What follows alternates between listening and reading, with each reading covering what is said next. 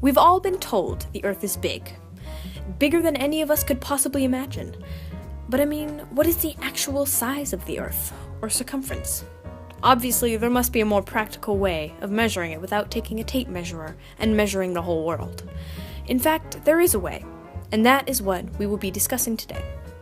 Now, we're to be starting at the very beginning, which just happens to be in Libya. And by beginning, I mean going back in time, all the way to the days of 276 BC, when a child, who would later discover just how big this world is, was born. His name was Eratosthenes. When Eratosthenes grew up, he became the third librarian at the Great Library of Alexandria, and made many contributions to the world of science, though he is most famously known for calculating the Earth's circumference with amazing accuracy. Eratosthenes was first introduced to the question of how big the Earth was when a friend of his, who lived many miles south of him in the town of Swinnet, sent him a letter telling him of how at noon, on the solstice, he looked down into a well and saw his reflection, and he also noticed that his head was directly blocking the sun. This intrigued Eratosthenes. He knew that the city of Swinnet just happened to be on the Tropic of Cancer, and that the sun was directly above it. Now, knowing the Earth was round, he knew that if he placed his stick in the ground all the way in Alexandria, on the same day, the solstice, at the same time at noon, it would cast a shadow that he discovered was 7.2 degrees off-axis. So Eratosthenes used math to figure out the circumference of the Earth.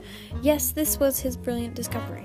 He knew a circle is 360 degrees all the way around, and if you have 2 points on that circle, then you need to know 2 pieces of information. The distance between those 2 points, and the angle formed when a line is drawn from each of those points to the center of the circle. The angle was 7.2 degrees, so now he needed to know the distance between his 2 points, which were in Swinnet and Alexandria. And at the time, the road going between these 2 places was a popular one for commerce, so he also knew that it was 500 miles. He divided 360 by 7.2, and that equaled 50. He then multiplied 500 times 50 and got 25,000, which is within 1% of the actual circumference. And so, for an experiment, I decided I would attempt to mirror Eratosthenes and what he did, except with a few alterations.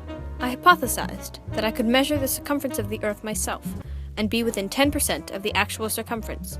And to perform this experiment, I would need 2 yardsticks, 2 boxes of Play-Doh, paper, the time in which the sun was at its highest, and a location at least 30 miles north of the lab. And so I rounded up my enthusiastic lab assistants and gave them assignments. Since I would need to measure the shadows of the sticks like Eratosthenes in 2 different places on the Earth at the same time, 2 people would stay at the lab and do the experiment, and 2 others would drive north 30 miles and stop wherever that was and do it there too.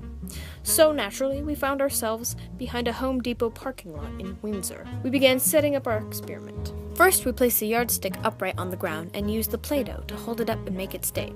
We then looked at the shadow the stick was casting and laid a piece of paper down on the ground so that the shadow now fell on the piece of paper. 10 minutes before local noon, which was when the sun was at the highest it could be at that time of year, we started to mark the tip of the shadow every 2 minutes. The shadow got shorter and shorter, ever so slightly, until all of a sudden it began to get longer and longer, which meant we could stop measuring since the exact local noon had passed.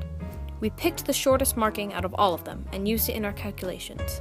The length was 54.5 inches. Meanwhile, back at the lab, my dedicated associates labored with the same process. Their results were 53.5 inches. Next, there was an hour of darkness, in which the math wasn't making sense, and the Earth's circumference was murky. At one point, the Earth's circumference came out negative, and at another, we were 75% incorrect. And then we finally realized our mistake.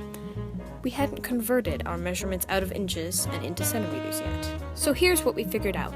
We found 2 angles. Now, what we're looking for is this 3rd angle. We subtracted one from the other and found the mystery angle, 0.506 degrees.